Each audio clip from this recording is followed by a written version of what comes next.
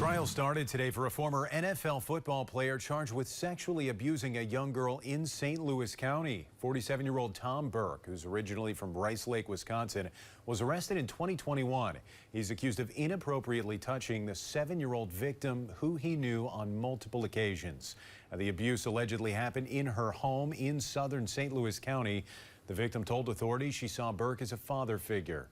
Back in 2021, a judge had set his bail at $100,000, but he posted that shortly after his arrest. Burke, who has denied everything, pleaded not guilty to the charges. His trial started today with jury selection. Burke was a defensive end for the Arizona Cardinals in the early 2000s. He also played for the Wisconsin Badgers and was actually inducted into their Hall of Fame last year.